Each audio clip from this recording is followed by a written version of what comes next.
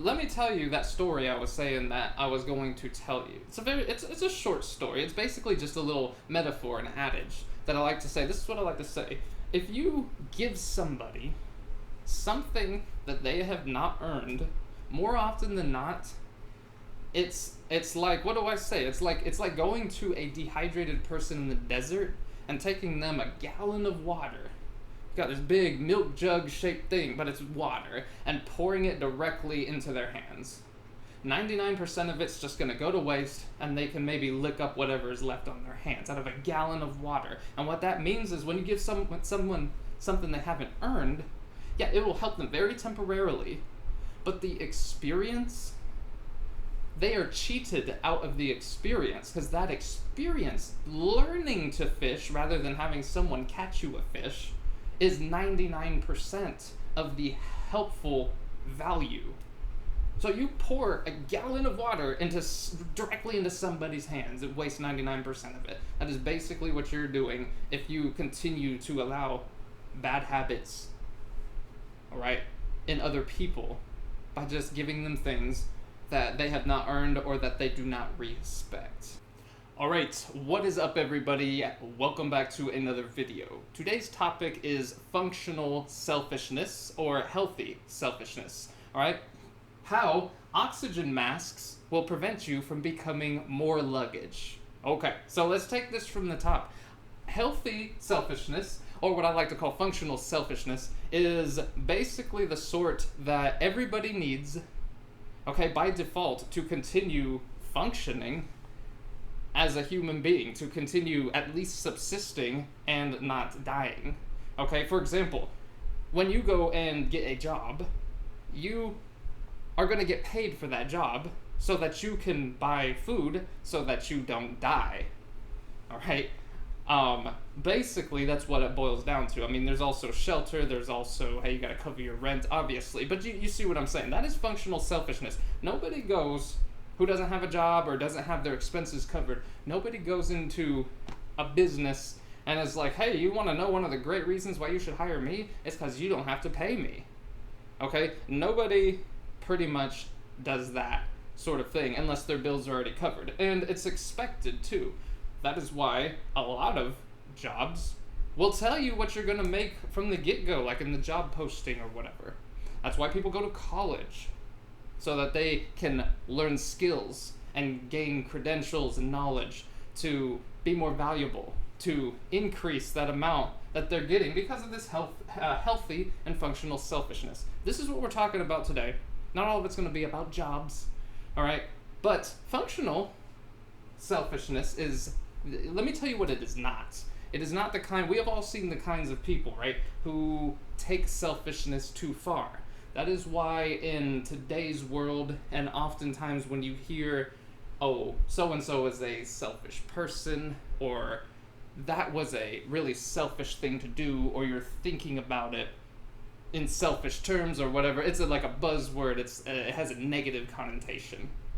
Because we're thinking about those people who, in a situation, they're like, okay, I need to come out the best out of everybody, I need to have the most, I need to get the most money, the most resources, the most time, the best seat on the airplane, whatever it is. I don't know what it is, but you know what I'm talking about. You all have those people that they're not going to be involved in something unless there's some grand benefit for them. This is not what we are talking about here.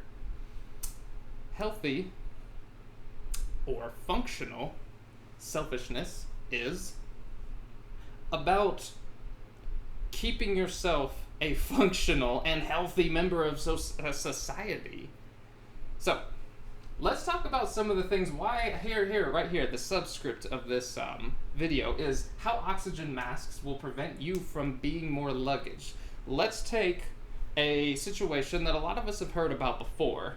So you're on an airplane, and on commercial airliners, there is such a thing as, like, inside the overhead, above you, the overhead compartments and stuff, there are oxygen masks that are kind of hidden up there. And if there's some sort of emergency or a depressurization of the cabin or anything like that, they'll drop down so you can put them on yourself okay, on your face, and it will feed you oxygen so that you don't die. Kind of like that food that you buy with that money from your job that we were talking about. Now, what do they tell you in the event of an emergency? This is what they tell you. They do this every time before a plane takes off. It's pretty much the law. They say, they show you how to do all this stuff. Like, this is how you put the mask on, all right? And this is how you tighten the mask. And what's pretty much the number one thing they tell you is make sure to put your own mask on and secure it before you help anyone else do that. Okay, nobody who's sitting next to you is going to die from suffocation in the 20 seconds or less, probably, it takes you to put your mask on. All right, you don't want to be putting masks on other people, all right, and then putting your own on. Here is why. That is the opposite of functional selfishness. That is dysfunctional selfishness. You know why? Because you might be thinking, oh, I don't want to be selfish, I want to help as many people. Perfect. Yes, we all do, and that is a great thing to think. But if you don't put that mask on yourself first, okay, and get your body breathing oxygen, and you start to suffocate and you pass out, at that point you are no good to anybody. Yeah, and maybe the people next to you or whatever, they're going to need help getting it on. Maybe they're children, all right? Maybe they're people who don't understand what's going on, or they're confused, or whatever's happening, and they do need help. The thing is, if you don't help them and they can't get their own on, they probably can't get yours on, and then you both are in major trouble. But you get yours on, you're fine. You have all the time, not all the time in the world, but you have several minutes to get the oxygen mask on them. And it won't take you that long, but you won't be able to do it at all, right? If you don't have that functional selfishness. That's why you have to do it for yourself first. The other thing is, in a ironic twist, if you become a person who is passing out from asphyxiation because the cabin lost pressure or whatever, and you didn't put your own mask on first, and now what's happened? Now you become a burden for other people. Now they have to secure your own mask, and maybe they don't have the ability to do that. Maybe the plane is doing all sorts of crazy things, and it's hard to stand up or move, and somebody from another aisle has to come over there and save you, and that might not be that easy if there is an emergency situation. It isn't enough that there's not enough oxygen to breathe. The oxygen levels are falling. There might be hella turbulence. Your plane might be diving really fast. All sorts of things could be happening. Okay, also, if someone has their mask on, they don't go that far. You might be at a couple aisles up, and somebody basically would have to get up and come and help you. So if you don't put yours on, you see where I'm going with this. Then this is the subscript here. It will prevent you from becoming more luggage, because if you pass out, now you're as good as all of those carry-ons in the overhead compartment. You can't move for yourself. People have to pick you up, get your seatbelt off, and move you around if that is something that has to happen. They have to come over there to you, like I was saying. You basically become just a piece of weight. All right? And then people are freaking out because they see you there passing out, and what? They want to help you, but they have to do this too. They have to think about their kids, their boyfriend or girlfriend or their wife or their husband or their family members or the people that are just nearer to them. Okay? In just proximity. So this is part of the reason why I named this healthy/functional selfishness. Now, that is a more a detailed kind of metaphor for what I mean here. This is talking about real life. Not that a plane emergency isn't real. God forbid, we hope that's not going to happen to anybody here. But fortune favors a prepared mind, alright? This right here is meant to direct our attention towards, hey, you don't want to be dragging your feet, to be that, what did I say you were? Luggage? You don't want to be luggage in a relationship with a loved one, whether that's romantic or family or whatever. If you have the ability to help yourself, this may seem like, oh, well, duh. Of course it should be that way, and I'd be helping myself if I could and stuff. Yeah, it seems like this is obvious, but like so many things, in some ways it is not. There is such a thing as not as coming up with the best laid plans to prevent a situation from happening, but by doing those very plans, by executing those very plans, it makes that situation actually come true. Has that ever happened? You're like, man, I was taking these precautions, so this right here would not happen, and it actually caused it. What does this have to do with here? Well, if you sacrifice some of your functional selfishness and you're very selfless in order to help somebody else, let's say like you have a family member. We've all been there, whether it was you who was doing it or whether it was someone in your family and you saw them taking advantage maybe a little bit of another family member, maybe you, and living with them a little too long, not getting a job, not taking care of themselves, not cooking, not picking up after themselves, whatever it is, you see what I'm saying? And the person that is doing it for them might have a very, I don't know, they might come from the attitude of, hey, I want to be a good person, I want to help, and they sacrifice their functional selfishness in order to help that person, hopefully not you. If you're on a channel like this, you're probably not this person. But it's easy to become the person that helps too much. And by helping too much, you're sacrificing your functional selfishness. You're like, look, man, my money, I need some of that money for me. My food, I need some of that for me. My space in my home, my energy, even your social currency. Meaning like, okay, I have connections or friends in maybe that are managers at places or owners or whatever, and they're like, hey, we're going to try to get you these jobs, and you're doing that out of, not out of this, but out of dysfunctional selfishness.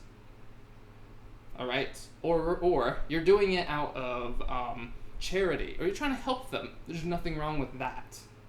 The issue is, like, let's say your social currency, for example, you try to get somebody a bunch of jobs, and they don't really care. They're doing a half-assed job, or they interview really bad and they don't care. They don't even like put on any decent clothes. They go in their pajamas or something. You know what I'm talking about. They're not taking it seriously. That damages your social currency and is the opposite of this. Functional selfishness would tell you, look, until you show me, you're talking to this person, right? Or this group of people. It doesn't have to be one person. Until you show me that you're serious and you're going to take this seriously, you're going to respect my resources and my energy I'm putting into this, I can't go against this. I have to keep my social currency. If I start recommending all of these bad people for jobs, my social currency goes down. And that is dysfunctional selfishness.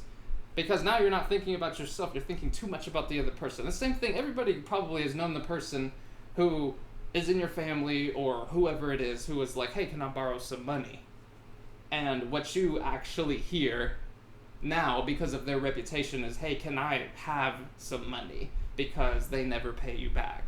Or something always happens to where, oh, I couldn't get the money, or, oh man, my boss didn't like me, so they fired me, just like the last 3 or 4 times. Or, oh, it's just not my time right now, not my year, not my month, whatever it is, okay?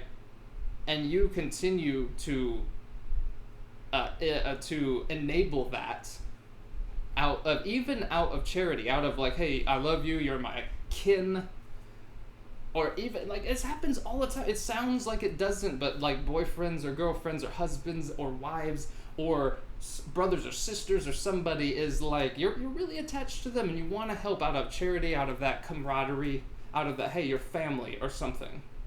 And by helping, you're actually bringing about the thing you were trying to prevent, preventing them from being basically helpless, not being able to help themselves, from being financially inept, socially inept, having no motivation. If you continue to feed that, do you see what I'm saying? And you don't stick to functional selfishness. You give up the self in order to help other people. There's a little bit of that you can do, but you keep doing it. And what happens? It's the same thing as starting to take off your oxygen mask and put it on somebody else, except for when you're feeding some kind of addiction or some kind of habit that is building this person's negative reputation. And it doesn't have to be a person, like I said, it can be a company, it can be like groups of people also. Okay? But when you keep doing that, it starts to damage your own value. So this is why I call this functional selfishness. There's a certain amount of like, hey, listen, I gotta eat too. No, I can't buy you a new car. I need that money just in case my car messes up, or just in case there's an emergency, or I worked my ass off for this, and if I just give it away, I'm disrespecting myself. I am being dysfunctionally selfish. Or whatever the opposite of that is, okay? Do you see what I'm saying? A gift, you give somebody something they have not earned. And this has to do with you too. Always reflect on any of these topics if you are guilty of these things. I've been guilty of letting somebody give up their functional selfishness to help me.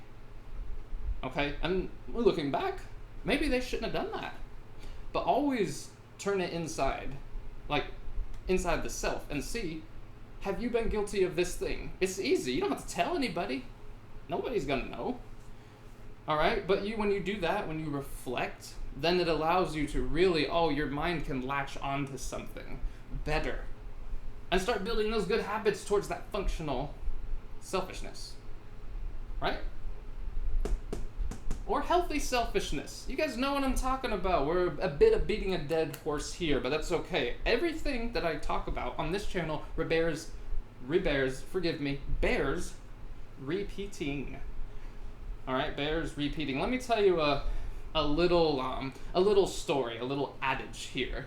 Okay? And this is about giving people things that they have not earned. Once in a while, you can do that. I mean, of course, if you have kids and stuff, you're probably, if they mow the lawn or if they clean the house and they get an allowance, you're probably going to overpay them a little bit. That's okay, all right? The important thing is, though, is to set those good habits in place, to have them be excited to do work for themselves, to do work for money, for resources, for a mutual exchange. That's the point. You probably don't want to pay them $1,000 an hour to mow your lawn, but you probably will pay them more than federal minimum wage, which is much more than anybody else would pay your children, would pay your children. They pay their own children more. That's not what I'm talking about. We're talking about here giving people things they haven't actually earned. Like, okay, you're an adult now, or you have the ability to go out and whatever, right? And they're not anymore, and they need a kick in the ass, basically, and be like, hey man, come on, we need to get it together. We got a lot of work to do, meaning you got a lot of work to do. Remember, when the person takes ownership of their own responsibilities, it's freeing. They want it to be that way. Imagine if today your parents still did some things for you because you were too scared to start them on your own. Okay? What I'm saying here is it's always kind of scary when you start doing things just for yourself when before other people did them for you. There is some of that involved in this. But imagine if your parents still followed you everywhere and were feeding you with a fork or a spoon, giving you a sippy cup, and you're a damn adult, taking you to the bathroom and wiping for you. Do you see what I'm saying? That's ridiculous.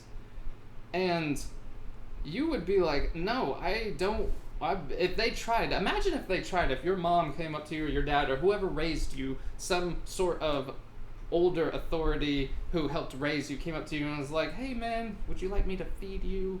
Do I need to accompany you to the bathroom? You'd be like, no, are you crazy? This is the same thing you'll think, or the people that you think that you're not doing this anymore, you're not going to give away that functional selfishness. When you make and cultivate that functional selfishness inside of them, giving them responsibility, then it will turn into one of those things. No, I don't want you to pay for this. That's about as weird as you feeding me peas and carrots or anything, because That's weird, bro. This is what this functional selfishness is all about. You don't want to become that luggage. When I said putting your own oxygen mask on, because when you stop doing it, it's a very what would you call it? Extreme example, yes, but a lot of times extreme examples are the best ones because they stick. Even though for the most part they're not going to happen, all right? Extreme examples let things stick. But this, if you dial it back just a little bit, this is the same exact thing. If somebody is staying at your place or they're always asking for money every month, and this is like a self-development channel. Not everybody is going to have these issues with themselves. If you do with yourselves, great. Now you know you have those issues, and just remember that when you get out of them and you start having some functional selfishness, it is going to free you. You're going to be like, God, I hope I never have to be in a situation again to where someone is paying this for me or buying cars for me or getting me jobs. I can go out and do it my damn self. We don't need them all in our business. See what I'm saying? Okay? So let me tell you that story I was saying that I was going to tell you. It's a short story. It's basically just a little metaphor, an adage that I like to say. This is what I like to say. If you give somebody something that they have not earned, more often than not, it's like, what do I say? It's like going to a dehydrated person in the desert and taking them a gallon of water. You got this big milk jug shaped thing, but it's water, and pouring it directly into their hands. 99% of it's just going to go to waste, and they can maybe lick up whatever is left on their hands out of a gallon of water. And what that means is when you give someone something they haven't earned, yeah, it will help them very temporarily, but the experience, they are cheated out of the experience, because that experience, learning to fish rather than having someone catch you a fish, is 99% of the helpful value. So you pour a gallon of water directly into somebody's hands, it wastes 99% of it. That is basically what you're doing if you continue to allow bad habits, all right, in other people by just giving them things that they have not earned or that they do not respect. This might seem like one of those topics that are like, who needs to hear this kind of thing? Well, a lot of people do, including myself. These videos are more motivation for me just as much as anybody. Always go back to the basics. That's a big thing. I've known a lot of people who do like martial arts and stuff, and then you ever see those competition teams who do all the crazy, the flips and the kicks and the turning and the spinning and all the crazy stuff. If you talk to people who actually use those things for self-defense and stuff, they're like, you almost never will do any of that crazy stuff. You will do your basic couple of kicks and your basic couple of hand movements. Because the basics really are like most of it. So never be afraid to go back to the basics and keep going over them. This is one of those things. It might sound like, hey, you don't need to hear this one. But we all do. Because I guarantee it, for you, you're probably the kind of person that is very charitable. There's nothing wrong with that. But if you are sacrificing your functional selfishness, and it's easy to do also, it's like you start helping a little, there's usually nothing wrong with that, and then it becomes a little more and a little more, and it's like hey, you can't tell when it starts to get more and more, because you add just a little bit more. It feels the same each time. There's a thing called contrast bias. All right, it's one of these biases in the brain. We talk about them a lot. I talk about commitment consistency bias a lot because that helps you break and make habits. We can get into that also. But the contrast bias basically says like, okay, things are a lot clearer when there is a contrasting either item or situation near them. For example, look at this. Black marker. Black. You know why you can see that word so well? It's because that's white. That is about as much contrast as you can get. So, contrast bias It's saying that, hey, when there is like something to compare what you're doing to that is a lot different, the more different the better. Okay, then it's easier to see that it's happening. But when you help a little and then a little bit more and then a little bit more, the contrast, you really don't see it. That's like if like every time you got paid, your boss was like, yeah, we're gonna give you a 1 cent raise every paycheck. You would barely, it's not that thing to where you start with a penny and every paycheck it doubles or something like that. That's different. That's like compound growth. That's different. We're talking about you just get one more penny every single paycheck. You see what I mean? You would not feel the difference. There is not enough contrast. Like this, there's not enough contrast. So it's easy to help or intend to help somebody and start giving this functional selfishness away a little more and a little more and a little more. And where that commitment consistency bias comes in, commitment consistency bias basically means the more that you do something, the easier and easier it is to just keep doing it. This bias exists in the brain because your brain, as much as possible, wants to form some habits, because habits take a lot less energy to do than actually thinking about things and going through the pros and cons. And your brain likes to conserve energy, because if it does it, for this reason right here, functional selfishness, your brain is the best functionally selfish organ, or actually a thing in existence, probably. At least in your existence. It is very functionally selfish. It is saying like, hey, everything in my experience that is not benefiting me, we're going to make it so those things aren't as noticeable. And we do that with things like commitment consistency bias. We're like, hey, we don't want to be thinking about every little decision. Every time so-and-so asks for money, and instead of $100, now it's $105, and then $110, and it's, it's getting there, but there's not enough contrast to kind of figure it out, but you're building that commitment consistency towards it, and your brain is like, that's good, we want that commitment consistency, because we don't want to think about it every time we have to do something, because that burns energy up, and you might need that energy just in case you have to fight for your life, or just in case you have to go out there and hunt for some food and you're attacking this wild animal that could kill you. Like some, I don't know, like some livestock, even like cows and stuff like that. Not everybody eats cows, but you see what I'm saying. The brain still thinks that. It's like you go out there, even if you're not trying to eat an animal, they could kill you if they freak out or something.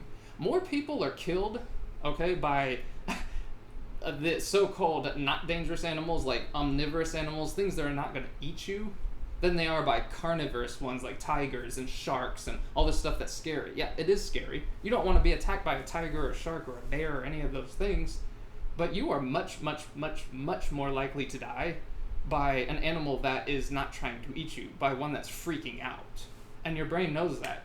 And it's thinking, who knows, you might go outside and they're right out there, and you might spook this, I don't know, an elephant or something. And then, so we need to be able to run as fast as we can. And if we get away, maybe it'll lose interest in us and not go after us. Maybe we're not a threat anymore. It's thinking in those terms. It's weird, but it's thinking in those terms. I believe they call that situation evolutionary mismatch, because really, in most of the developed world, you don't have to worry about that. You're not going to go outside and see, I don't know, a rhinoceros that you're irritating or scaring or something and it's trying to charge you. That's probably not going to happen.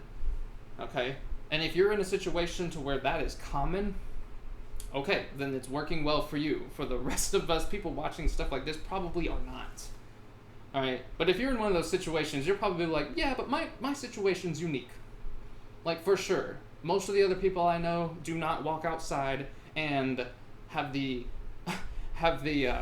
I don't know, the fear, okay, or the risk of running into a rhinoceros. So, commitment consistency bias and things like it come around for shortcuts in your brain, because it wants to save that energy just in case you need to get the hell out of there, which doesn't really happen much. So you keep doing what? You keep sacrificing your functional selfishness by helping somebody because it's easy and there's not enough contrast because they ask for a little more and then a little more. Commitment consistency makes it easier and easier if we just keep doing it. And then and then it runs away on you. There is a quote out there. I forgot who said the quote. You can, if you want to, you can drop a comment and tell me, but it goes something like, these shackles of habits are too weak for you to feel them until they become too strong for you to break them. And that's a big deal. The shackles of habit are too weak for you to feel them until they grow too strong for you to break them. So by the time you realize there's a problem, it's very hard to stop doing that thing. Have you ever been, for example, have you ever stayed with a person in a relationship too long, and you know it was too long, even while you're in the relationship, but you just can't let go? That right there is the shackles of habit. Or maybe every day you go out and you get a milkshake somewhere in the evening, or a piece of cake or something, and you eat too much of it, or ice cream, you see what I mean?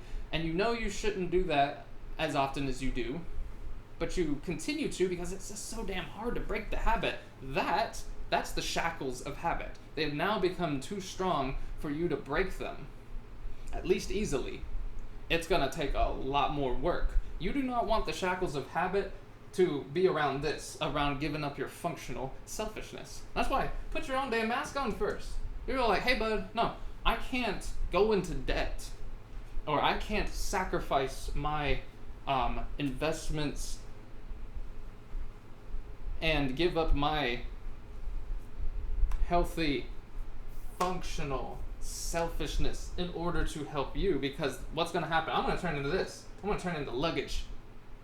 Because you start losing a bunch of stuff, and then that commitment consistency kicks in, and it's easier and easier every time for you to lose stuff, lose resources, be in the negative, like financially. And this doesn't just have to be money, obviously. You can give someone too much of your time. We talked about relationships. This can be like with a relationship with a toxic parent or something, that you just really, really want to one day have that good relationship with them, and it's just not happening. What you're actually doing is you are sacrificing your functional selfishness. Anybody else, you'd have been like, hey dude, I don't like that. You don't change. Freaking deuces. Right? They're gonna be blocked. You're gonna go cold turkey on them. But it's easy. This right here is why this video exists, and why it's a little bit on the lengthier side, because it bears repeating. There is something in your life that you are sacrificing your functional selfishness for. This is why we're here talking about it, obviously, but it's interesting to sit here and examine it. This whole channel is actually kind of based around that self-development of actually examining what is going on, or at least have the intention to do it. Try. Because remember, I told you the brain likes to conserve its energy. It doesn't want you to actually stop and think about things. It's not because it's bad, because it's thinking about this. It thinks that your functional selfishness is like, hey, we don't need to be making a bunch of decisions. We need to have life as easy as possible, because you never know when you're going to go outside and there's going to be a herd of wildebeests bearing down on you like you're Mufasa or something like that. Yeah, you're 10,000, 100,000, whatever year-old mind that you have. There are studies, right, that people, their brains change very, very, very, very little, even over the course of 1,000 years. That practically speaking, you have the same exact brain as your ancestors from 10,000 years ago. The same exact one. Practically speaking, the change has been so small, that it's basically the same exact one. They basically picked it up out of them and put it in you. That's how small of a change it is. So you still have those they're echoes that you're feeling, and the sorts of urges and instincts that you have, and things like this that your brain does, saving energy. Those urges and instincts it has they're echoes of tens of thousands of generations of your ancestors. You got the same brain. it's not that it's mean. It's like, hey man, we made it this far. A lot of people didn't. How many people got killed by wild animals or by animals that were also wild but trying to eat them? Most of the time it's not that, especially in today's world. I read somewhere you're like some 200 times more likely to be killed by an elephant on Earth than you are by a shark. Now obviously that depends a little bit on where you live, but if you take the globe, there are so many more deaths by elephants, for example, just to throw one out there, right? But we see movies like Jaws because it's scary. It is. All humans, not all humans, yes, but all creatures fear getting eaten by something else, because when you get eaten, you don't get to pass on your genetic code. But we fear things like Jaws. If you're talking about statistics, we should have a movie about elephants running people over. We'll call it Feet. Be like, oh damn, feet, here it comes, here come the music, and then they come and they squash you because they're scared you're gonna try to kill them or something like that. See what I mean? So you have these echoes, and even in your own, these feelings and the urges you have, most of them, almost all of them, are ancient. They're not even yours. They're from people from tens of thousands of years ago who, day by day, didn't deal with the things we deal with. They dealt with, we go outside, we could get killed by a wild animal, we could be killed by a neighboring tribe, we could starve to death because we can't gather enough food. We could not be able to hunt because there's not enough food or enough animals around here. Those are the problems your brain is playing over and over and over and over and over. And anything that represents resources, like money, for example, or your time or your energy, your brain is like, we don't want to give that up easily. And one of the biggest things is energy, because on a moment-to-moment basis, your brain it's always working. You're not always spending your money, not every single minute of your life, but your brain is always running. And so that's why it's like, hey, we want to get you into these consistent commitment consistency, these habits, because it helps your brain conserve energy. They say it's like, 3% of your body weight or something on average, and it takes up like 20 to 30% of all of the energy, all of the calories you burn. A lot of that goes to your brain. It's a heavily disproportionate amount of calories are used by your brain rather than your heart just beating or you just walking around and breathing and stuff. Relative to its size and its weight, the brain uses way more. And so it wants to use as little of that way more as possible. And that's why it is the ultimate device pretty much in the universe that sticks to this functional selfishness. It gets it. And it gets it to the point, it's not right or wrong or good or fair or any of that. That's not the point. It's just like, hey, what's going to keep us alive? What's more likely to keep us alive? And it works off of that only. So when you're thinking about helping other people, keeping a habit going, enabling something that you shouldn't be anymore, you have to think about it kind of in those terms. It's like, are you taking your own oxygen mask off? All right? I wrote down here better world because let me tell you about what this better world would be. The world would be probably a much better place if everybody stuck to their healthy selfishness, their functional selfishness. Think about it. Because if everybody did it the right way, that's not going out there and screwing people over and grabbing all the money and whatever else that you can. That's not what I mean. I mean that functional stuff. If everyone honestly took care of themselves the correct way, there would hardly be the problems that there are now. So there would still be problems. Yeah, that's not what I'm saying. I'm saying a lot of the ones that we face now are, think about it, a lot of the stress that a lot of people face is like, oh my God, there's my brother or my sister again asking for money, or damn, there's my boss asking me to cover a few days that somebody else is out or something, and I could do that and help them, or I can be functionally selfish and be like, dude, I can't put that on my plate right now. Do you see how easy it is to slip into those things? It's not as simple as, oh, there's a dude sitting on a couch over here not wanting to work and you're paying for them. Some of y'all are in that situation, but a lot of it isn't that. A lot of it are these little things that, like I said, your brain is conserving energy, so it doesn't even let you think about that really. They're just like, it's just like, I don't know, just make a decision, because we don't want to think, because it costs energy. A lot of it is stuff like that. So that's why it's important to build that habit, getting out of negative commitment consistency. There are a lot of these little biases that your brain has. I mean, they're between, I mean, I've heard numbers from 20 to 30 to 50. Some of them are called different things by different people. Some people call them tendencies and not bias, but we talked about commitment consistency here, which is very strong in making and breaking habits. The way you break a habit is you have to commit to it until it becomes instinctual.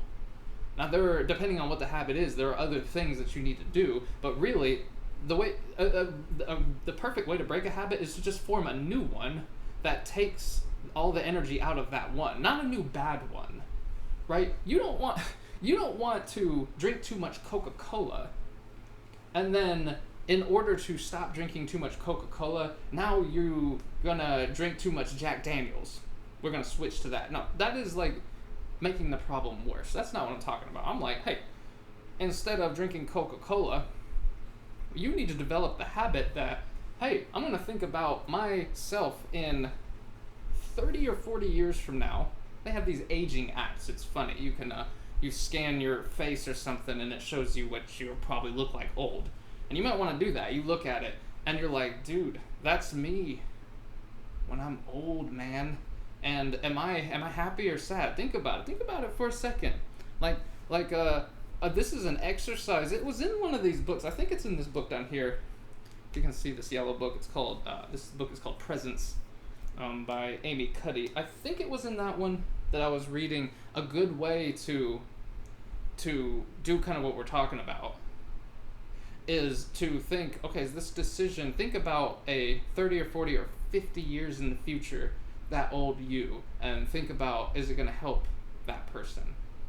In that book, she says, like, when people were asked to think about an old person in general, that didn't help. But when they think about an old them, and especially if you use one of these aging apps or something, you keep it with you. And then one thing, make a really sad face, look really depressed or something, and take that picture of you old and look at it. And then next to it, put another one of you happy and elated and loving life.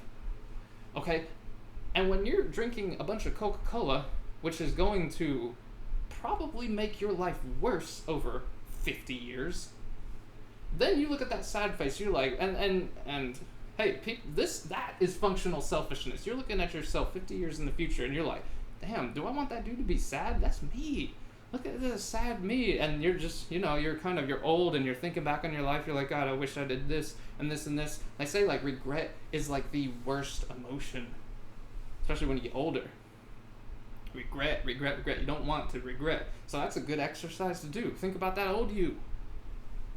That's a good habit to replace drinking the Coca-Cola with. Don't start drinking something worse or something that is the same. Like, oh, dude, I'm not going to drink Coca-Cola. So in order to quit that, I'm going to start drinking Pepsi. That's missing the point. You want to change the habit to, okay, every time I want a Coca-Cola, I'm going to pull up this picture of old me and be like, dude, do I want this guy to be sad? No, of course not. So think about that the next time. But what I'm saying is the best way to break a habit is to replace it with another one that you can, some people have a lot of anger. And they throw things and they yell and they slam things and they want to, I don't know, hit stuff. And a good thing to do instead of doing those things is go work out. Go for a run. Do something physically exertive, like you're exerting energy physically. And that is a very good habit to start building, and it'll start, hopefully, subtracting down some of that anger that you have, and you're putting it into something useful. That's the kind of thing I'm talking about. And you want to commit consistently to that. Remember, Be careful about the little things.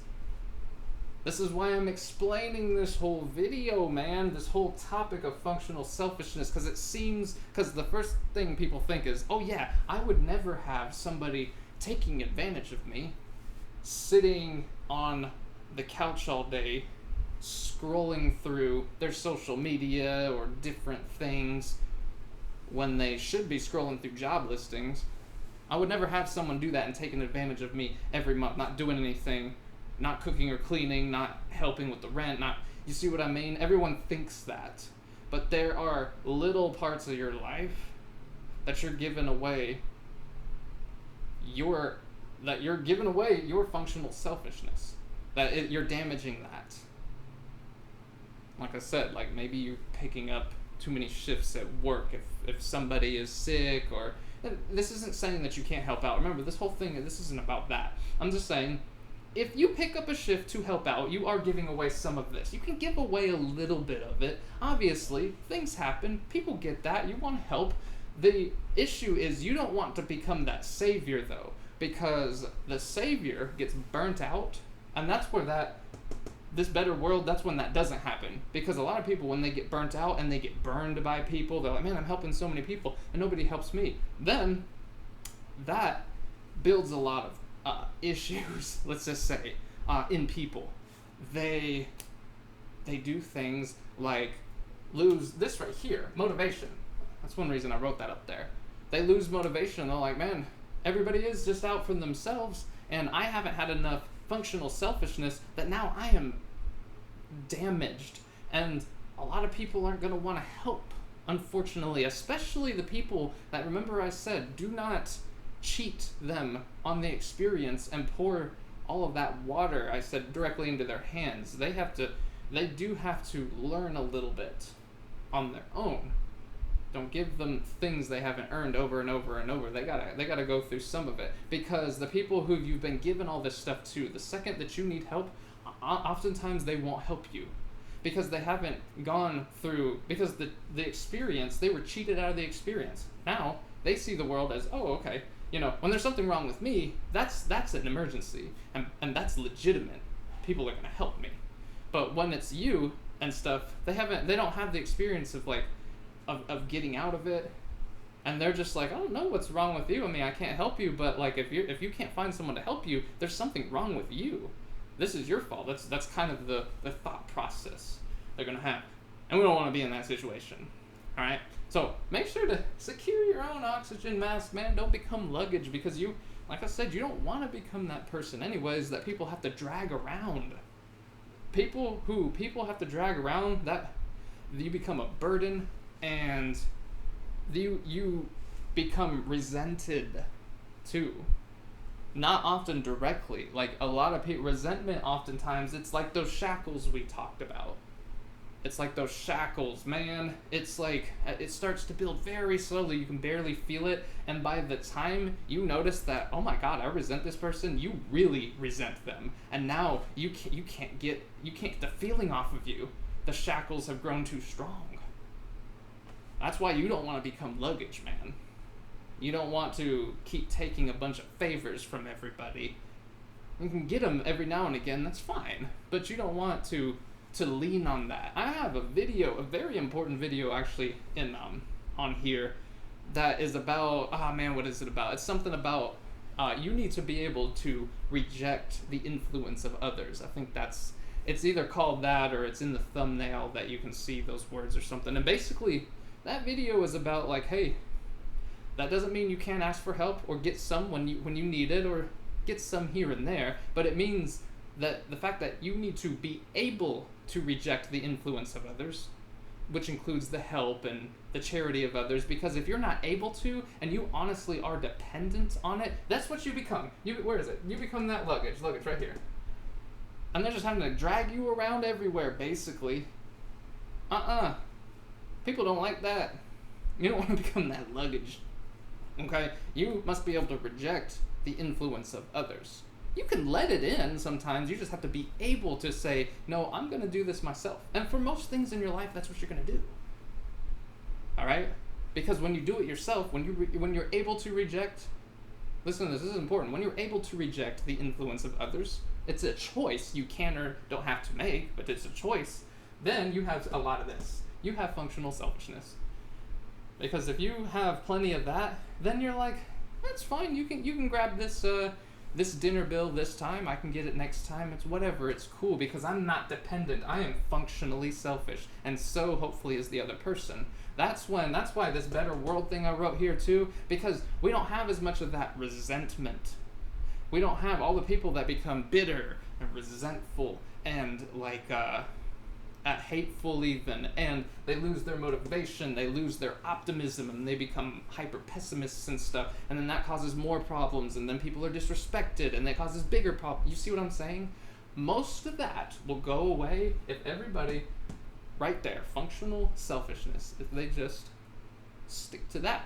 Alright, so thank you all so much for being here. Please do like and subscribe and do all the stuff for me. This video again has been on functional / healthy selfishness and why it is important for you to cultivate and stick with.